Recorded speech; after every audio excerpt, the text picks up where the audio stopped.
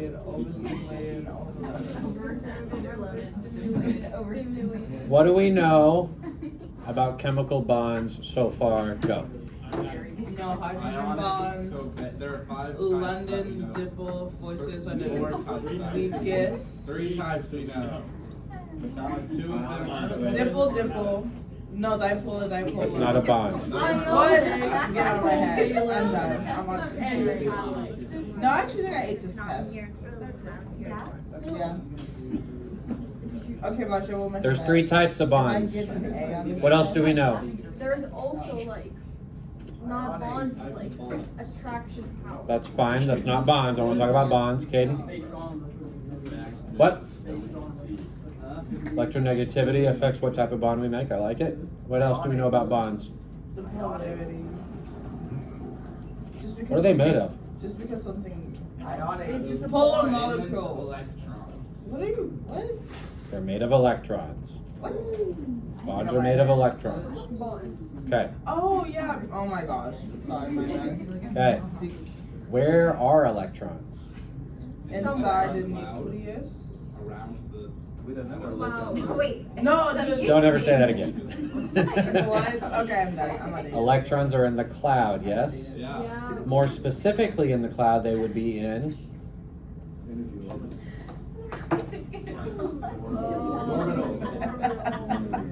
Okay.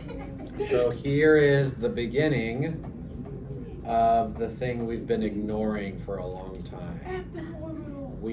There are F orbitals. Good job, Elaine. Oh wait, yeah. SDP. There's different kinds of orbitals, okay?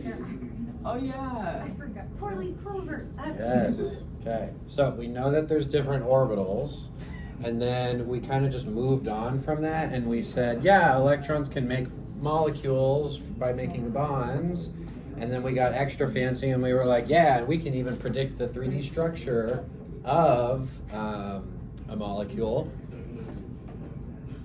But we made bonds, and then we completely forgot about this. Because they don't matter. Okay. So we just drew cartoons of molecules with sticks and dots and said this is a molecule. Okay, that's great. But how do orbitals connect to this idea of making a bond? This is the question we need to answer today, okay? So we've been working over here in like October, we talked about orbitals, and then we kind of moved to a different topic and talked about bonds. But if orbitals are a thing and bonds are a thing, then we should be able to come up with one theory that explains them together. Yes? Yeah. It doesn't make sense to say, oh yeah, orbitals are a thing, but also bonds are kind of just a stick figure, Lewis dot structure, but I have no way to come up with one explanation that accounts for both. We need to bring these two concepts together in one master theory. We're going to call it this. There you go. Okay, so that's what we need to do. Okay, so we're going to get a more sophisticated explanation of what a bond actually is. Okay. Okay, we just kind of waved our hands and said they share electrons last chapter. We need to actually account for orbitals. Cool? Yeah. So let's go back and remind ourselves of how orbitals work. Okay, so our starting assumption is this. If I want to make a bond, I need an electron without a buddy from one atom, and I need another electron without a buddy on another atom, and then they're going to buddy up, and that makes my bond. Yeah. Okay, so just as a reminder, let's look at some elements. Okay, let's look at some of these. Okay, how many electrons does a hydrogen atom have when it's neutral? 2. It's 1 or 2. Hydrogen is the first element. How many electrons does it have when it's neutral? 1. 1. When it's neutral. That means no charge. 1 proton, 1 electron. Okay, where is that electron? In the s orbital. Which of the s orbitals? 1s. The 1s. Good job, David. Do you remember this? Yes. Yeah. 1s. I Okay. cooked on that. Someone else pick another element. B. C. Okay, we'll do B and C. Those are actually good choices. How many electrons are in boron? 5. 5. How many? Good. How many valence electrons does boron have? 3. Very nice. Okay, so I'm going to ignore the non-valence electrons. And then I'm going to put the valence electrons here, 2s and 2p, I believe. 1, 2, 3. Yeah. Yes? Yeah. Okay, very nice. Carbon? 6. 6 total. 4 valence. 4 valence, so I'm just going to ignore the core electrons. My valence electrons are going to go here. 1, 2, 3, 4. Yes. Yes? And then let's do oxygen. How many total? 8. How many valence? 6. 1, 2, 3, 4, 5, 6 valence electrons. Very nice. Okay, so if this is true,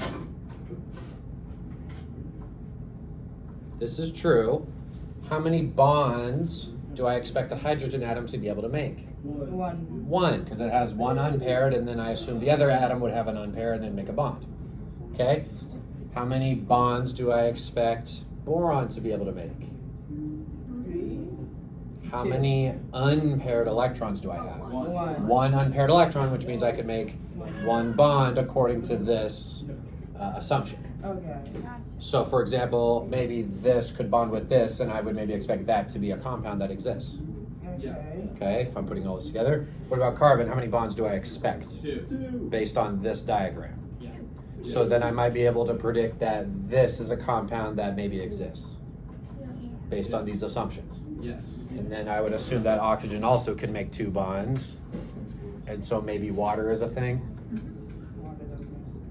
Okay? So that's kind of the logic here. Okay?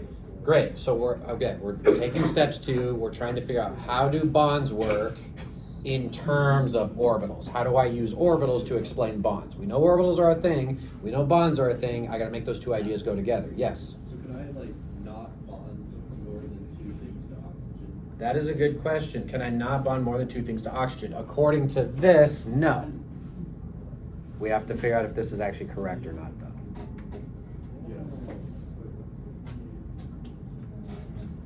So let's continue our discussion, okay? So how are orbitals involved? Okay, so if I'm going to explain bonds, at very minimum, I should be able to explain this.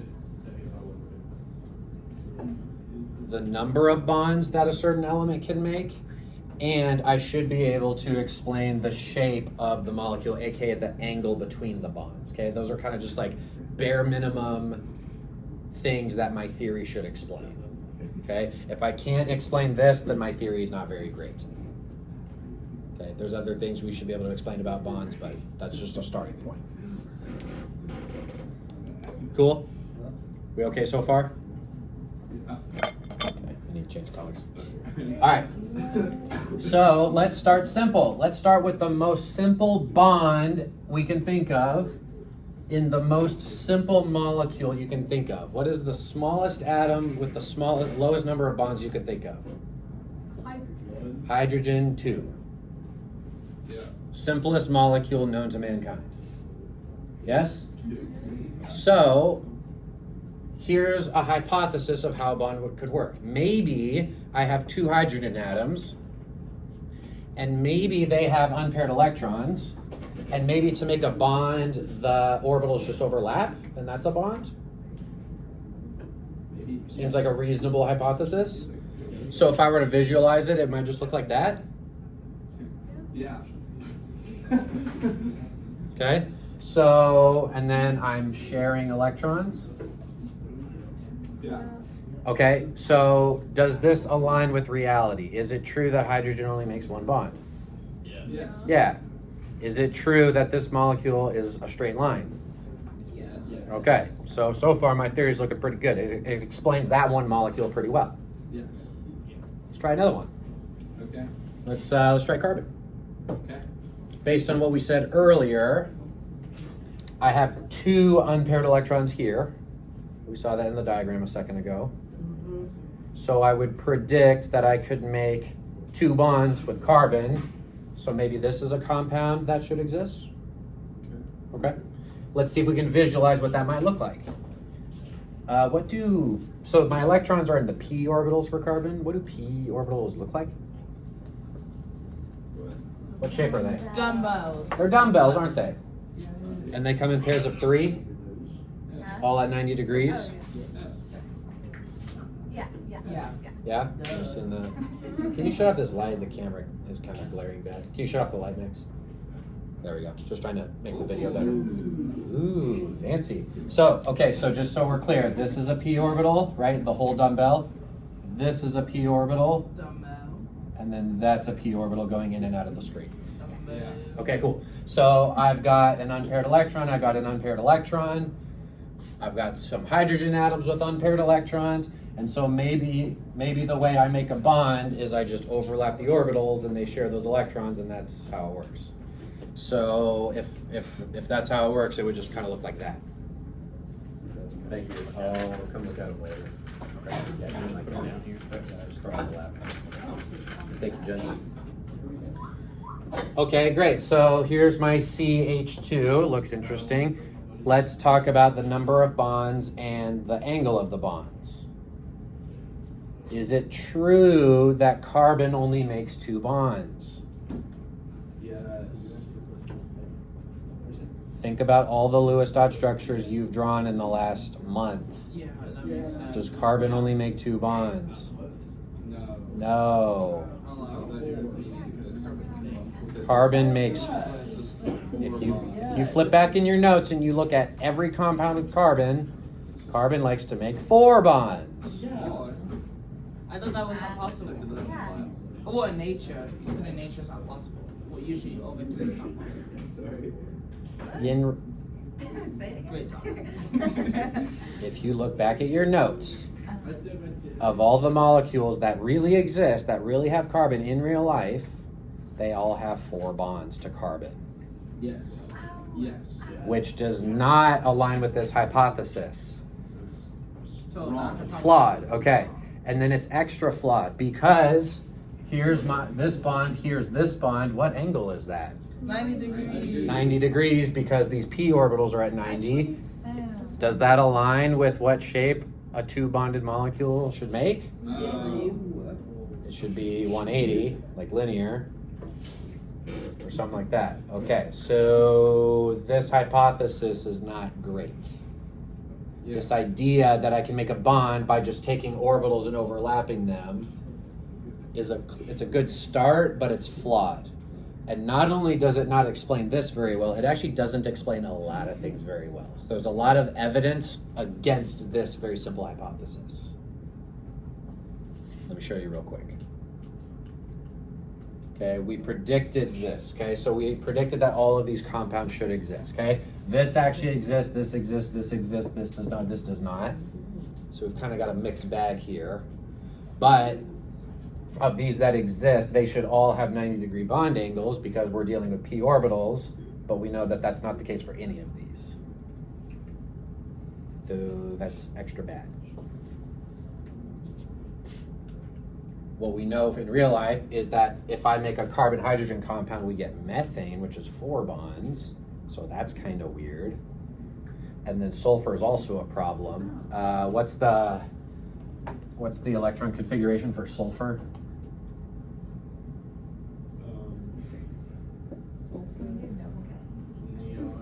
Neon, and then how many electrons after neon for sulfur?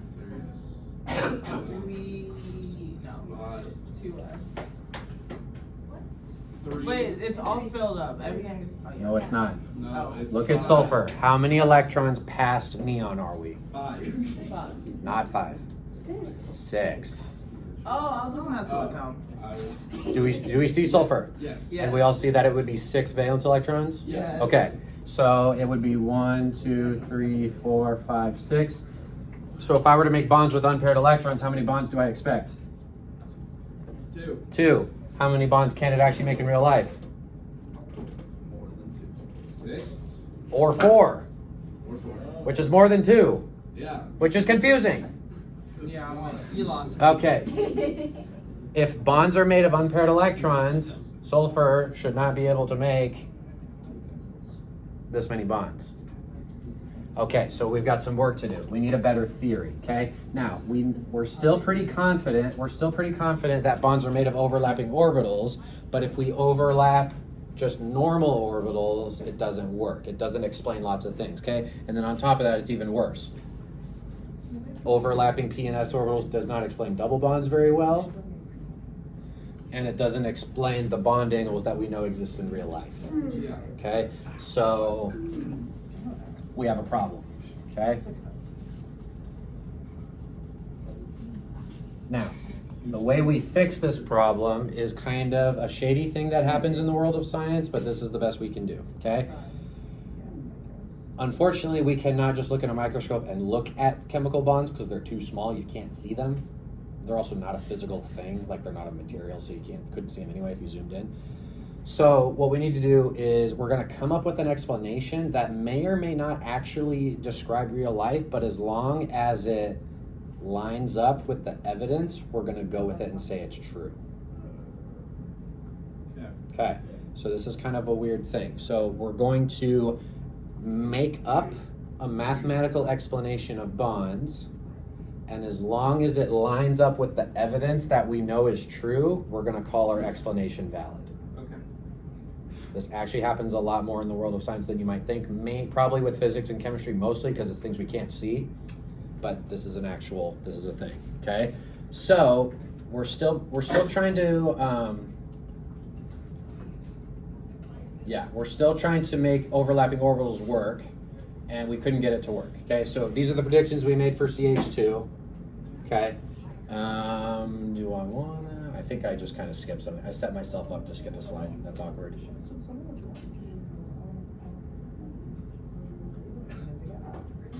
I'm just gonna skip to the punchline. Okay. So this is what we tried a second ago. I have these orbitals, okay? We're gonna make up a thing called this, and it's gonna fix all the problems. Okay? Yeah, pretty much all of them, which is why this is a really interesting theory, okay? So remember that these orbitals have a mathematical description.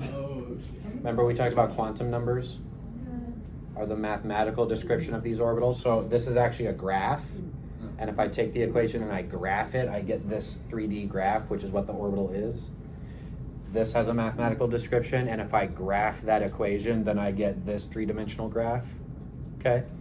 So what Linus Pauling, I believe, did to try to make all of this work is he mathematically combined these orbitals to make new orbitals. That makes me uncomfortable. They're called hybrid orbitals, No. okay? How many orbitals do I have? Somebody say 4, please. There's 4. This is them separated so you can see the whole thing. This is them all put together on one nucleus. Okay? Notice what angle they are. 90. Not 90. They're tetrahedral, which is the 109.5, right?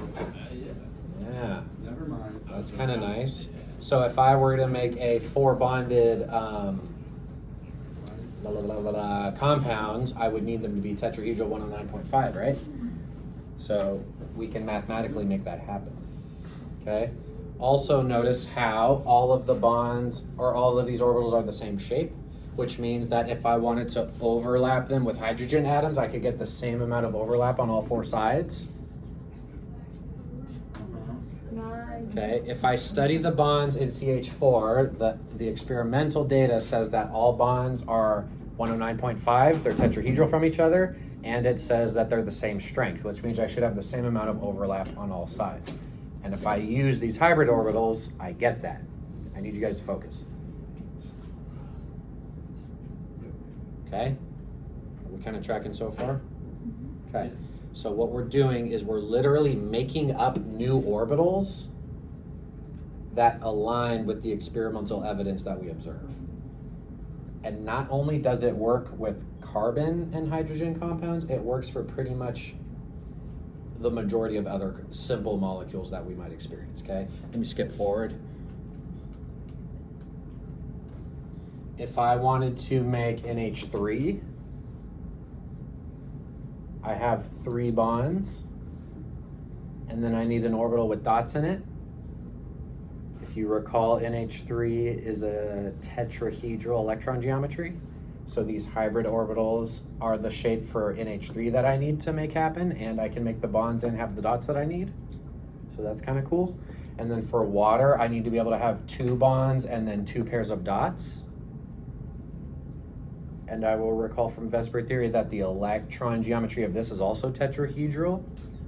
And I have the orbitals I need to hold the dots and make the bonds that I need, so it works for water. And it works for, these hybrid orbitals will work for all of the other small molecules that we've been dealing with. Okay, next week we'll talk about how this will explain double and triple bonds even, okay? So this hybrid orbital explanation works. Which is pretty weird. Yeah. Questions? Okay, so this is the weird thing, okay? I need you to keep this in mind. Okay, when we hybridize orbitals, we are mathematically combining the equations for different orbitals to make new orbitals. This is not a literal thing that we observed happening. We did not like watch a carbon atom take its orbitals and then like rearrange them and make new orbitals. This is just a mathematical explanation that just is consistent with the data, okay? And notice what happens when I mathematically combine these orbitals. What do you notice about their energy?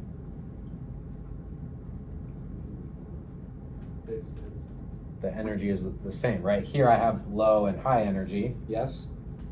But the hybridization process makes 4 identical orbitals of the same energy, which means I can have 4 unpaired electrons. So for carbon, I can make 4 bonds because I have 4 unpaired electrons, like we needed before.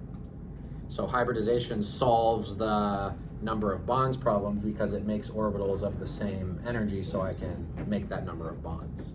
Yes? Is that why big polarity have more than 8? That is a separate thing. Okay. Yeah. Yeah.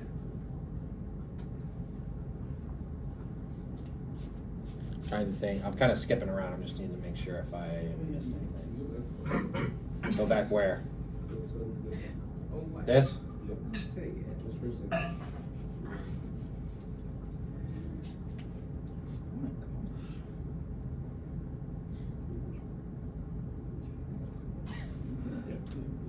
Cool.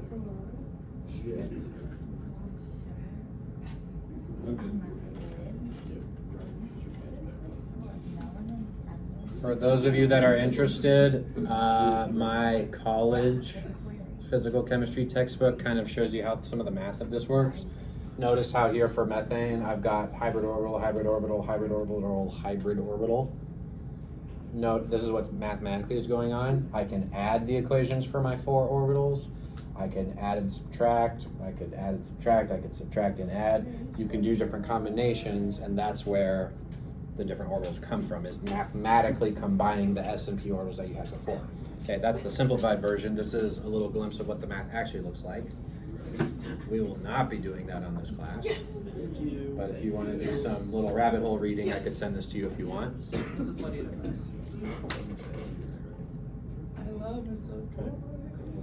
So the question is, what should I call these orbitals? If they're not S or P, what should I call them? You put the 2 orbitals that I combined. I'm going to name it what it's made from. Exactly what I said. So if I took an S and 3 P's together to make a hybrid, my hybrid is going to be called sp3. You just name it what it's made from. Pretty clever, okay? Anytime you have a tetrahedral shape, tetra means 4, so I need 4 orbitals, you're going to have sp3. Okay, so in order to make 4, if I want to make 4 hybrid orbitals, I need to use 4 atomic orbitals that I combined. Okay, so the number of orbitals you start with should equal the number of orbitals you end with. Yeah. Okay, so for tetrahedral stuff, we're going to use sp3. okay? If I have not tetrahedral stuff, well, we have other ways we can hybridize as well. Maybe I just need 2 orbitals to make a linear molecule. Well, in that case, I just need an S and a P. What would I call my hybrid? Huh? SP? SP is a hybrid orbital made of 1 S and 1 P. I'm going to use that for situations where I make 2 bonds instead of 4 bonds. What if I need 3 bonds to make trigonal planar? Well, I would only need an S and a P to make that. What should I call those ones over there? SP2.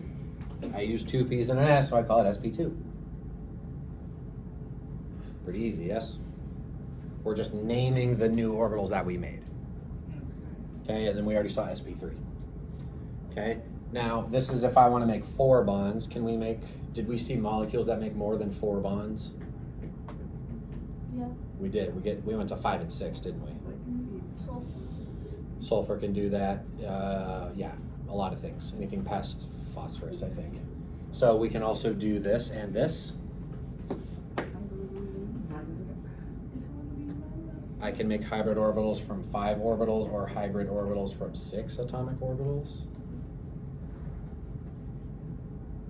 Okay, so this is what we're going to be doing. There's actually a lot longer list of hybrid orbitals that exist, but we're not going to worry about them for now. So we're just gonna, Okay, this is just going to be enough to explain what we talked about in the last chapter. until today. Okay. So let me summarize what we just said. I know chemical bonds are a thing. Yes? Yes. I know that chemical bonds come from electrons. Yes. I know that those electrons are in orbitals. Yes. If I want to make a bond, I need orbitals to overlap. Yes? Yes. But if I just overlap normal orbitals, it doesn't make the molecules that I know really exist. Yes? If I just overlap normal orbitals, I don't get molecules that I know exist. Yes. So we're going to change it up. Instead of using normal orbitals, I'm going to use Hybrid orbitals. hybrid orbitals. Oh my gosh. And if I use my new and improved orbitals, then I can overlap orbitals and make bonds and make real molecules that actually exist. And it all Holy works. guacamole. Pretty weird. Okay? So that is the basis of Hybrid orbitals. valence bond Valence theory. bond theory. Okay? So that is the idea. Okay? Now, on Monday, we're gonna review this and we're gonna go over all of the different hybrid orbitals that you need to know. I'm gonna make a handy dandy little chart for you. Yippee. This, Oh. okay? Oh, God. So again, this is gonna be the number of bonds that I make, the type of orbital I need, the shape it's gonna make, and maybe an example compound. Okay, we're gonna go over this on Monday, but hopefully after today, you at least get the idea of why this matters. Okay, we're trying to connect bonds to orbitals and then try to explain everything we've learned together. Yes? You can't say Hybrid orbitals? Yeah. 1920s. Like the little thing, so the adenol that like. Not that far back, but also interesting that 100 years ago is still one of the best explanation of bonds that we have today. Huh. There's another theory that we're going to learn after this that's a little more accurate, but like this is still used today because it's the best we've got so far. After it, if you're going to deep dive into why they can have more than A. No. Not in this class. Honestly, no.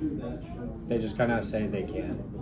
Because I had it before lunch, I had it. Huh? There is, it's actually different depending on what molecule you're talking about. There's not like a universal explanation. It's more complicated than. Oh, I know. Like, I'm like, no, like, more That's so bad. Remind me on Monday. It has to do with this. Oh, actually. Yeah. Remind me on Monday. Oh, it's like, Other questions? he's back. Everyone's ignoring me. No one loves me. No one cares.